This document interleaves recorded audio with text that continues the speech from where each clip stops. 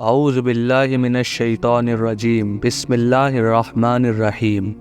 شروع اللہ تبارک و تعالیٰ کے نام سے جو بڑا مہربان اور نہایت رحم کرنے والا ہے۔ رمضان المبارک کا بابرکت مہینہ آ چکا ہے اور یہ اپنے اندر اتنی برکت لیے ہوئے ہے کہ خود اللہ کے نبی صلی اللہ علیہ وسلم شعبان کے مہینے میں ہی اس کی تیاری شروع کر دیتے تھے اور عبادت میں، نیک کاموں میں اور زیادہ تیز ہو جاتے تھے، یہاں تک کہ ایک لمحے کو بھی گنوانا نہیں چاہتے تھے۔ تو دوستو، اگر آپ اس مہینے کی برکت میں حصہ چاہتے ہیں تو سستی اور کاہلی کو دور پھینک دیجئے اور صبح سے شام تک اپنے کاموں کے علاوہ عبادت اور نیک کاموں کا روٹین بنائیے اور ان نیک بندوں میں شامل ہو جائیے جو اس مہینے کا ایک ایک منٹ وصولتے ہیں۔ تو آپ کو صبح سے شام تک کیا کرنا چاہیے اور کیا نہیں، اس کی لسٹ ہم نے یہاں بیان کی ہے، جو آپ کو ایک نیک روٹین بنانے میں مدد کرے گی اور ان کاموں سے آپ اپنے جسم اور مال کی زکوٰۃ ادا کر پائیں گے۔ پہلا کام ہے سچے دل سے تمام گناہوں سے توبہ کرنا اور خوب توبہ اور استغفار کا اہتمام کرنا۔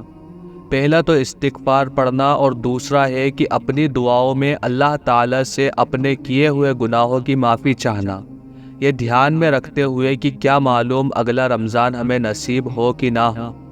دوسرا ہے روزہ رکھنے اور تراویح پڑھنے کا پورا اہتمام کرنا۔ رمضان کی سب سے اہم عبادت ہے روزہ رکھنا، جس کے روحانی فائدے تو ہے ہی، جسمانی فائدے بھی ہیں، اور اس کے رکھنے سے اللہ تعالیٰ خوش ہوتے ہیں۔ اور تراویح رات میں قائم کرنا اور دن بھر کے بعد اللہ کے سامنے کچھ رکعتیں ایکسٹرا ادا کرنا ہے، جو اس مہینے کی بہت اہم عبادت ہے۔ تیسرا جو کام کرنا ہے وہ یہ ہے کہ روزے میں آنکھ، کان، ناک، زبان، دل، دماغ اور جسمانی حصوں کو ہر گناہوں سے بچانے کی پوری کوشش کرنا۔ اگر آپ نے عبادت تو کی لیکن گناہوں سے نہیں بچ رہے تو یہ وہی بات ہو گئی کہ کٹورے کے بجائے چھلنی میں پانی لینا، جس سے پانی تو آئے گا لیکن نکل جائے گا۔ ویسے ہی ایک طرف نیک عمل تو کرتے رہے لیکن دوسری طرف گناہوں سے نیک عمل کو برباد کرتے رہے۔ چوتھا کام یہ ہے کہ باجماعت نماز کا اہتمام کرنا۔ جماعت کے ساتھ نماز ادا کرنے کا حکم تو پورے سال ہے اور حدیث میں اس کی تاکید آئی ہے، اور خاص کر رمضان میں تو اس کا ثواب کئی گنا بڑھ کر ملتا ہے، اسی لیے کاموں میں مشغول ہو کر اس سے محروم نہ رہیں۔ پانچواں کام ہے اشراق، چاشت، اوابین، صلاۃ التسبیح، تحیۃ المسجد اور تہجد کا معمول بنانا۔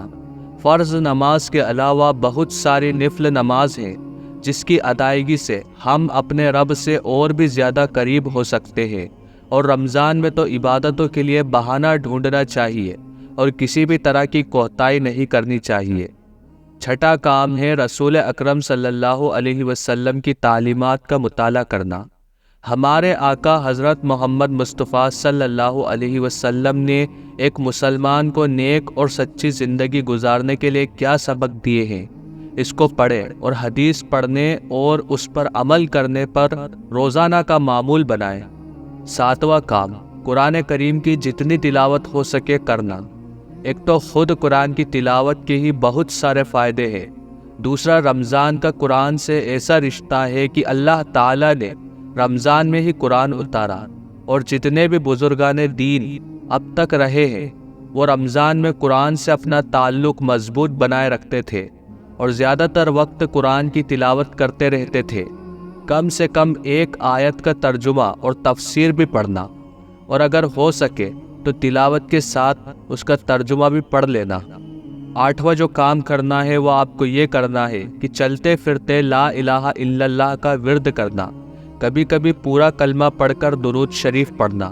اللہ کا ذکر دلوں کو اطمینان بخشتا ہے، اور رمضان ہو یا غیر رمضان اللہ کے ذکر کو اپنے دل سے لگائے رکھیں۔